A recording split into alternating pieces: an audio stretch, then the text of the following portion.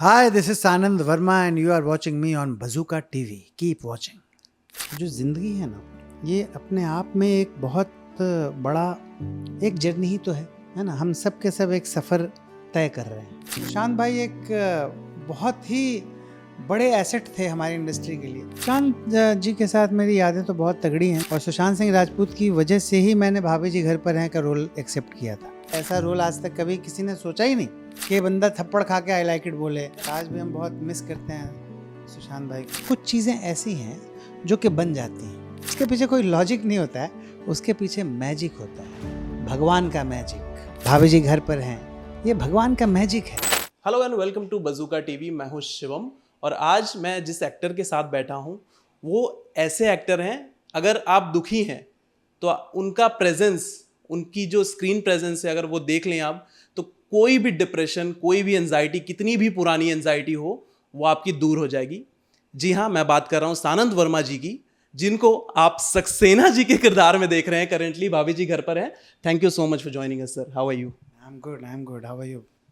मैं बहुत अच्छा हूं सर। आपको देखकर, आपका जो हंसमुख चेहरा है, क्या कभी आप गुस्सा होते हैं? पहला सवाल मैं ये पूछना चाहूंगा कि क्या कभी लास्ट टाइम आप जब गुस्सा हुए थे किसी को मारा है आपने गुस्से में?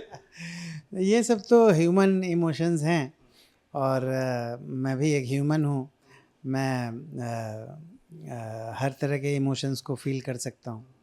तो जहाँ पर जैसी स्थिति रहती है वैसी स्थिति में रिएक्ट करते हैं, लेकिन ये सच है कि मैं गुस्सा ना के बराबर ही होता हूँ और इसकी वजह ये है कि मैंने ज़िंदगी में इतने उतार चढ़ाव देखे हैं, इतनी लड़ाइयाँ लड़ी हैं कि मुझे अब गुस्सा आता नहीं है, क्योंकि जितना गुस्सा आना था, जितनी मुसीबतें झेलनी थी, वो सारा कुछ झेल के और उस गुस्से को फ़ील करके अपने आप को इतना स्ट्रॉन्ग बना लिया कि देखिए, गुस्सा कमज़ोर लोगों को आता है।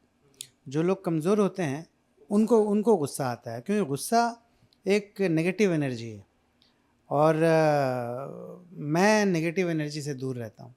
तो मैं पॉजिटिव एनर्जी के साथ रहता हूँ और मेरा मानना है कि जितनी देर तक आप खुश हैं, आपके अच्छे कर्मों का मीटर ऑन है और जितनी देर तक आप दुखी हैं, आपके बुरे कर्मों का मीटर ऑन है। बहुत बहुत ही सिंपल वे में मैंने इसको समझा दिया है ना। तो मैं क्यों बुरे कर्म करूं भाई गुस्सा करके? मैं अगर गुस्सा करूंगा तो बुरे कर्मों का मीटर ऑन, पाप है वो, क्यों क्यों करना है ना। और मेरे गुस्सा करने से अगर किसी का कुछ बहुत बड़ा फ़ायदा हो जाए तो मैं कर भी लूँ, है ना। पर वैसा कभी हुआ नहीं। अगर वैसा कभी कुछ होगा ऐसा कि मेरे गुस्सा करने से इस देश की गरीबी मिट जाएगी, तो मैं, मेरे से बड़ा गुस्सैल कोई दिखेगा नहीं आपको दोबारा। ये बहुत बड़ा स्टेटमेंट है सर। मूविंग ऑन, जब लास्ट टाइम हम मिले थे तो आपने मुझे बताया था कि मैं एक जर्नलिस्ट भी रह चुका हूँ। तो जर्नलिज्म छोड़कर इस इंडस्ट्री में आना और इतना बड़ा नाम बन जाना, ये सफ़र कैसे डिस्क्राइब करेंगे सर? देखिए शिवम, मैं आपको बताता हूँ। देखिए, जो ज़िंदगी है ना, ये अपने आप में एक बहुत बड़ा एक जर्नी ही तो है ना। हम सब के सब एक सफ़र तय कर रहे हैं। अब इस सफ़र में बहुत तरह के पड़ाव आएंगे, बहुत तरह के मोड़ आएंगे, बहुत तरह के किरदार मिलेंगे आपको, बहुत कुछ होगा, है ना। तो अब क्या है कि जब मैं जर्नलिस्ट हुआ करता था तो उस दौरान भी मैंने बहुत कुछ सीखा। मैंने आर्ट एंड कल्चर बीट भी कवर किया, मैंने क्राइम रिपोर्टिंग भी की, मैंने इन्वेस्टिगेटिव जर्नलिज्म भी किया, मैंने सटायर भी लिखे, कॉलम्स लिखे मैं फ़िल्म क्रिटिक भी था, मैं थिएटर रिव्यूज़ भी लिखता था। हाँ, मैं बहुत बहुत किया मैंने काम, है ना। तो उससे क्या हुआ ना कि सीखा मैंने ऐसे फॉर्मल ट्रेनिंग कहीं पे जाके ली नहीं।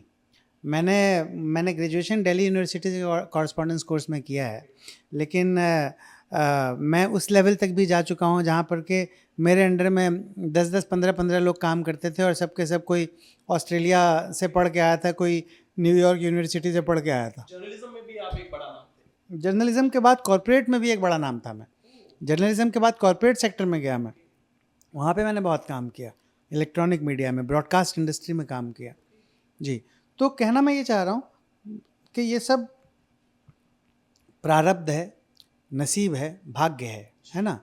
आपकी जर्नी जैसे लिखी गई है आपके कर्मों के हिसाब से आपको वो मिलता जाता है।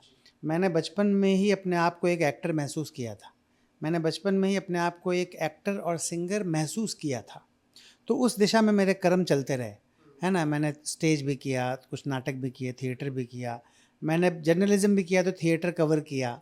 वहाँ पे जाके हबीब तनवीर, हाँ हबीब तनवीर, वीएम वडोला, इब्राहिम अलकाजी, इस लेवल के लोगों का इंटरव्यू लिया। हाँ रंजीत कपूर, इस लेवल के जो जाने भी दो यारों के जो डायलॉग राइटर हैं उन लोगों का इंटरव्यू लिया। हाँ जावेद अख्तर साहब का इंटरव्यू लिया, महमूद भाईजान का इंटरव्यू लिया, इतने बड़े लेजेंडरी कॉमेडियन, है ना।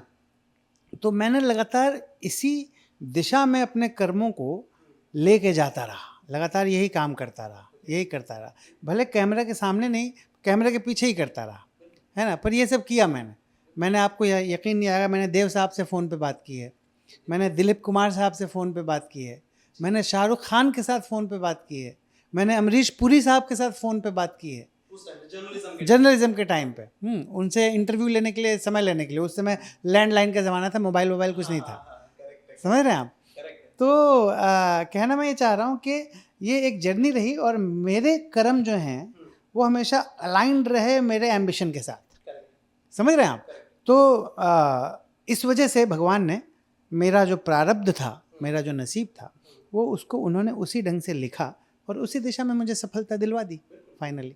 तो सारा क्रेडिट जो है वो ऊपर वाले को जाता है। लेकिन कॉमेडी जो आप करते हैं इट्स अमेजिंग। मैं बोलूँगा सर आपको, जैसे मैंने पहले भी कहा कि जब आपका फेस कोई देखता है, आपका प्रेजेंस कोई देखता है, ऑटोमेटिक उसके चेहरे पर एक मुस्कान आती है कि यार क्या एक्टर हैं, क्या कमाल के इंसान हैं। तो ये हमेशा से कॉमेडियन बनना था या जो जैसे आपने कहा कि बचपन से मुझे एक्टर बनना था, कॉमेडियन बनना था, या फिर कुछ और भी रोल्स करने थे? क्योंकि काफ़ी सारे आपने रोल्स किए, of course we can't deny, जो भी रोल आपने किए अमेजिंग किए, बहुत ज़्यादा अच्छे किए। तो हमेशा से क्या कॉमेडी, क्योंकि ज़्यादा देखा है हमने आपको, आपका चेहरा भी एकदम अच्छा है, जो बोलते हैं ना कि हंसमुख टाइप का है, तो इस बारे में क्या है? देखिए इसमें क्या है कि पहली बात तो ये है कि मैं कॉमेडियन अपने आप को मानता ही नहीं हूँ, मैं एक एक्टर हूँ। और कॉमेडियन वो होता है जो कि सिर्फ कॉमेडी करता है और वो आपको सिर्फ हंसाता है। पर मैंने ऐसा नहीं किया है। मेरा जो बॉडी ऑफ वर्क है उसमें मैंने सीरियस रोल्स भी किए हैं, जैसे कि सेक्रेड गेम्स में, हाँ या अपहरण सबका कटेगा में, या इंडिया लॉकडाउन में, उसमें मैं पिम्प बना हूँ, है ना। हाँ रेड में था, उसमें सीरियस रोल है रेड में। मधुर भंडारकर साहब के साथ बबली बाउंसर किया मैंने, छिछोरे में छोटा सा रोल है। तो मतलब ये है कि मैं हर तरह का, तो मैं एक ऐसा एक्टर हूँ जो कि कोई भी रोल कर सकता है। मेरा बॉडी बहुत फ्लेक्सिबल है, मैं आज भी चाहूँ तो 1.5 महीने के अंदर 6 पैक लेके आ सकता हूँ और एक 28-29 साल का लौंडा लग सकता हूँ, हैं। और अगर मैं चाहूँ तो 1 महीने के अंदर 70 साल का बूढ़ा बन जाऊँगा, ऐसा गेटअप बना लूँगा अपना, समझ रहे हैं आप। तो कहना मैं ये चाह रहा हूँ कि मैं एक ऐसा एक्टर हूँ जो कि यानी मैंने अभी 2 फिल्में बैक टू बैक की थी। एक तो मधुर सर की पहले की थी जिसमें मैं 40 साल का सरदार बना हूँ, बबली बाउंसर। उसके बाद करण पटेल प्रोड्यूस्ड एक फिल्म की डरनछू, जिसमें मैं 28 साल का सरदार बना हूँ, अभी आई थी। हाँ तो बैक टू बैक 2 फिल्में हो गई, दोनों में, एक में 40 साल का सरदार बना हूँ, एक में 28 साल का सरदार बना हूँ। तो मतलब ये है कि मैं एक ऐसा एक्टर अपने आप को मानता हूँ जो कि किसी भी तरह का कैरेक्टर कर सकता है। मैं एक भिखारी का रोल भी कर सकता हूँ, हाँ, और मैं एक मल्टीनेशनल कंपनी के सीईओ का भी रोल भी कर सकता हूँ। तो कोई भी अप मार्केट या डाउन मार्केट कोई भी रोल कर सकता हूँ मैं। तो मैंने अपने आप को वैसे ही तैयार किया है क्योंकि मैंने अपने जीवन में हर तरह की परिस्थितियों को झेला है, हर तरह के लोगों से मिला हूँ और उनसे मैंने सीखा है, उसको कंस्ट्रक्टिवली, क्रिएटिवली अपने अंदर अप्लाई किया है और उससे सीखा है। तो इस वजह से मैं हर तरह का काम कर पाता हूँ और मैं सिर्फ कॉमेडियन नहीं हूँ, मैं एक एक्टर हूँ। हाँ जैसे मान लीजिए अब भाभी जी में ही है, भाभी जी में सक्सेना जी का ही जो किरदार है उसमें भी कई बार मैंने रुलाया है, कई बार बहुत इमोशनल सीन किए हैं जिसमें लोग रो देते हैं। तो जब मैं रुला रहा हूँ, कॉमेडियन वर्ड जैसे ही आता है ना, that means he is suppose to make you laugh all the time, okay. अगर मैं आपको रुला रहा हूँ तो फिर मैं कॉमेडियन नहीं हूँ, मैं एक एक्टर हूँ। बातों बातों में सर छिछोरे का जिक्र हुआ, छोटा सा रोल था, बट इम्पैक्टफुल रोल था, वो भी था मिस्टर सुशांत सिंह राजपूत के साथ। बहुत उम्दा एक्टर थे, जैसे कि हम सभी जानते हैं उन्हें, MS Dhoni the untold story उनकी बहुत बड़ी सुपरहिट थी, और छिछोरे भी सुपरहिट फिल्म थी। क्या यादें हैं सर उनके साथ आपकी थोड़ी? सुशांत जी के साथ मेरी यादें तो बहुत तगड़ी हैं, क्योंकि जो मेरा उनके साथ सीन हुआ था, उस सीन में हम लोगों ने बहुत इन्जॉय किया था और उन्होंने मेरी बहुत तारीफ़ की थी मेरे परफॉर्मेंस की। और सुशांत सिंह राजपूत की वजह से ही मैंने भाभी जी घर पर हैं का रोल एक्सेप्ट किया था। हाँ, और इसकी वजह ये है कि सुशांत सिंह राजपूत साहब का एग्ज़ाम्पल था मेरे सामने। उसके पहले मुझे कंटिन्यूटी के बहुत सारे कैरेक्टर्स टेलीविज़न में मिल रहे थे, पर मैं मना कर देता था। मुझे ये लगता था कि अगर मैंने हाँ बोल दिया तो मैं टीवी एक्टर बन जाऊंगा, और अगर टीवी एक्टर बन जाऊंगा तो थिएटर में जो लोग टिकट खरीद के जाते हैं पिक्चर देखने, वो एक टीवी एक्टर के लिए टिकट क्यों खरीदेंगे? उनको लगेगा ये तो फ्री में आता ही है हमारे घर में डेली, तो क्यों बनूँ? लेकिन जब ये उसी वक्त की बात है जब भाभी जी मुझे ऑफ़र हुआ था, और उस समय सुशांत सिंह राजपूत का काय पोचे हिट हुआ था। हाँ हाँ, तो बड़ी हिट हुई थी। तो मैंने कहा कि सुशांत भाई तो टीवी एक्टर थे और ओवरनाइट ये फिल्म स्टार बन गए काय पोचे में, है ना? और बिहार से ही वो भी, मैं भी बिहारी। हाँ, तो मैंने कहा कि नहीं यार, सुशांत भाई अगर कर सकते हैं तो हम भी कर सकते हैं।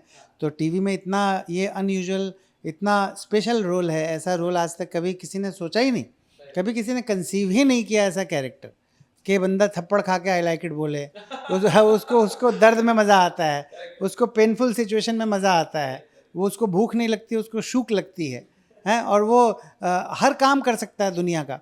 वो प्ले राइट भी है, वो राखी भी बेचता है, हैं? वो भिखारी भी है वो हाँ, कुछ भी, लॉयर भी है, हैं? वो एड फिल्म मेकर भी है, वो कुछ भी करता है, कुछ भी कर सकता है। तो इतना ज़्यादा सुपर डुपर स्पेशल कैरेक्टर था, तो मैंने कहा कि इसको करता हूँ। तो सुशांत भाई का बहुत बड़ा कंट्रीब्यूशन है, और जब उनके साथ वो कांड हुआ उसके बाद मुझे बहुत कष्ट हुआ था, मैं बहुत रोया था और मुझे बहुत दुख हुआ था। और बस यही है कि अब कुछ पता नहीं है उसके पीछे क्या मिस्ट्री है। आज भी हम बहुत मिस करते हैं सुशांत भाई को। अगर वो आज की डेट में होते तो शायद पता नहीं और कितनी कमाल की चीज़ें वो करते। उन्होंने ये बोला भी था शूटिंग के दौरान कि एक पिक्चर की उन्होंने, सोन चिड़ैया, हाँ, उसमें उनका एकदम अलग ही रोल है बिल्कुल। तो मैंने वो सोन चिड़ैया जब आई तो मैंने देखी, सचमुच एकदम डिफरेंट था।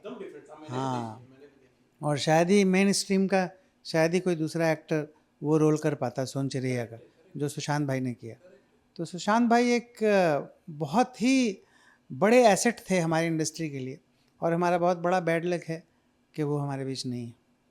The reason why I am asking you this question कि आज बॉलीवुड का जो लेवल है, पहले जो बॉलीवुड का लेवल हुआ करता था एक टाइम पे, क्योंकि आप बहुत सीनियर एक्टर हैं तो मैं आपसे ये पूछ सकता हूँ कि आपका व्यू क्या है इस पे, क्योंकि जो बॉलीवुड का पहले लेवल हुआ करता था, it was amazing, number 1 level हुआ करता था, कि जो उसके गाने होते थे, एक एक डायलॉग्स लोगों के जहन में बसा करते थे। ऐसा नहीं कि आज वो सारी चीज़ें नहीं होती, आज भी होती है, कुछ गाने कुछ फिल्में ऐसी होती है जो दिल को टच कर जाती है। लेकिन आजकल जो लोगों का टेस्ट है वो साउथ की फिल्मों तक ज़्यादा पहुंच रहा है एज़ कम्पेयर टू बॉलीवुड फिल्में, और लोगों का पर्सपेक्टिव ये भी बन चुका है कि बॉलीवुड फिल्में रीमेक्स वगैरह पर ज़्यादा ध्यान दे रही हैं as compare to original ones. What do you have to say on this? देखो, सबसे बड़ी बात ये है कि कोई भी फिल्म अगर उसमें एंटरटेनमेंट वैल्यू है तो वो बढ़िया फिल्म है। ओके, अगर आपका एंटरटेनमेंट हो रहा है, जब आप 2.5 घंटे, आज की डेट में क्या है ना बॉस, कि फ्रस्ट्रेशंस बहुत हैं लोगों की लाइफ में।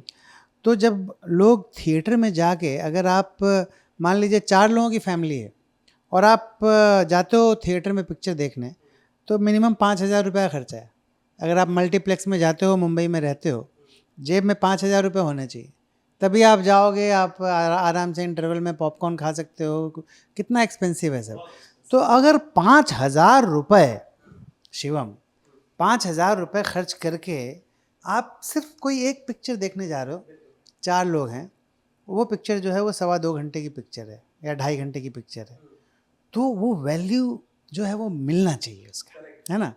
तो वो जो वैल्यू है वो लार्ज स्केल पे जब थिएटर में पिक्चर देखते हैं तो लगता है कि यार ये सचमुच थिएटर में देखने में जो मज़ा आ रहा है वो घर में टेलीविज़न पे अगर हम OTT पे देखते तो वो मज़ा नहीं आता। तो जब वो वाली फीलिंग आती है ना, हाँ, वो अप टू द मार्क होना चाहिए। तो जब वो फीलिंग आती है with the great level of entertainment, okay, वो उस फिल्म में है, यानी ज़बरदस्त एंटरटेनमेंट वैल्यू भी है और साथ में उसका जो स्केल है वो बहुत लार्ज है। वो लग रहा है कि यार थिएटर में बड़े स्क्रीन पे देखने में ही इसको मज़ा आएगा, है ना। तो इस वजह से वो फिल्में चल रही हैं। बाकी अगर आपको कंटेंट देखना है तो उसके लिए बहुत सारे प्लेटफॉर्म्स हैं आज की डेट में। OTT है, सोशल मीडिया है, बहुत कुछ है ना। तो आप आराम से घर में बैठ के अपने कंफर्ट पे कॉफ़ी पीते हुए जब आपको मन करे पॉज करो, है, जब आपको मन करे 2 दिन बाद देखो, तो वहीं से कंटेंट रिज्यूम होता है।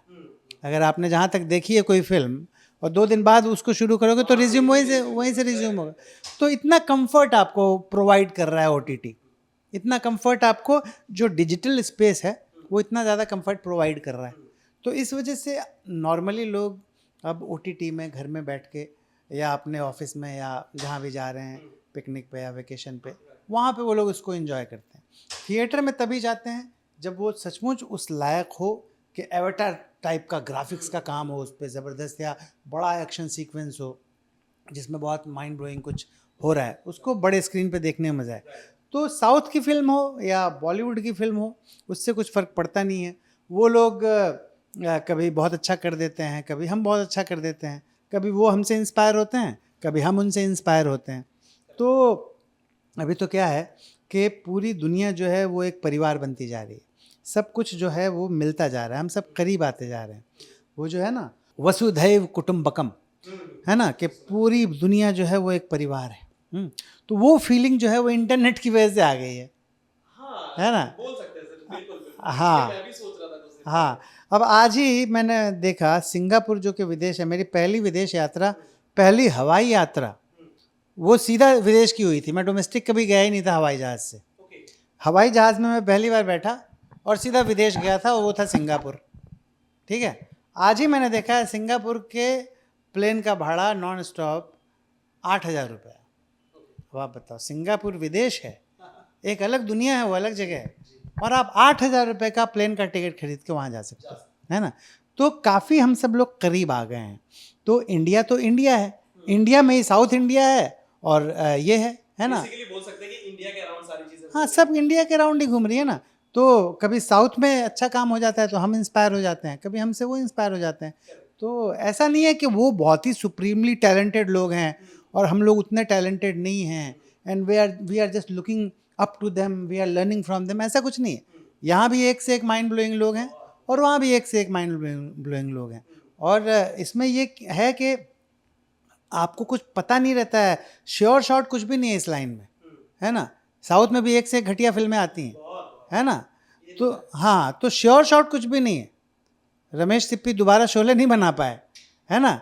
तो श्योर शॉट कुछ भी नहीं है। तो कभी यहाँ पे क्लिक कर जाता है कुछ, कभी वहाँ बन गई। वैसे भाभी जी बन गया, हमेशा नहीं बनता है ये सब। भाभी जी की बात की सर आपने, और भाभी जी एक बहुत बड़ा नाम है। आज की जनरेशन में बहुत लोग फॉलो करते हैं, बहुत लोग देखते हैं उस शो को। उस शो की सक्सेस का राज बहुत जन ने जानने की कोशिश की कि क्या है आखिर वो शो में क्या है। बहुत लोगों ने बनाने की भी कोशिश की उस तरीके का शो, बट वो सक्सेसफुल नहीं हो पाया। अकॉर्डिंग टू यू सर, भाभी जी की जो सक्सेस है भाभी जी शो की, वो क्या है? कैसे उस तरीके का शो अगर कोई बनाना चाहे तो वो बना सकता है अकॉर्डिंग टू यू?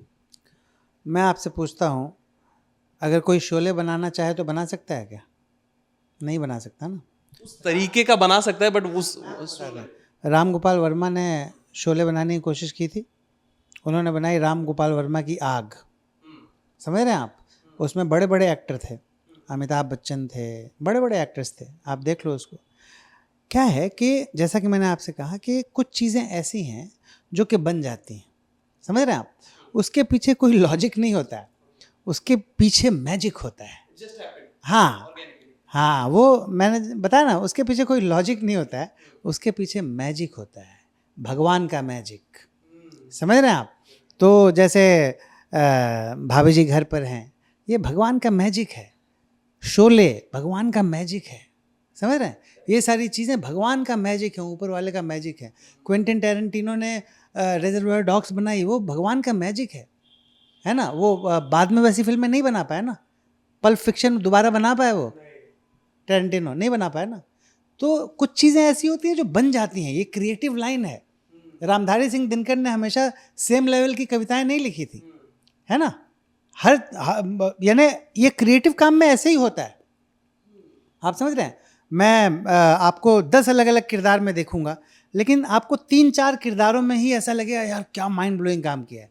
बाकी के 6 में हो सकता है उतना मज़ा ना आए आपको लगेगा कि हाँ अच्छा है, बढ़िया एक्टर है, अच्छा किया है, निकल जाएगा। लेकिन आपको मैं याद रहूँगा तो भाभी जी घर पर हैं के सक्सेना के लिए याद रहूँगा, मैं याद रहूँगा तो आपको अपहरण के दुबे जी के लिए याद रहूँगा, यू नो।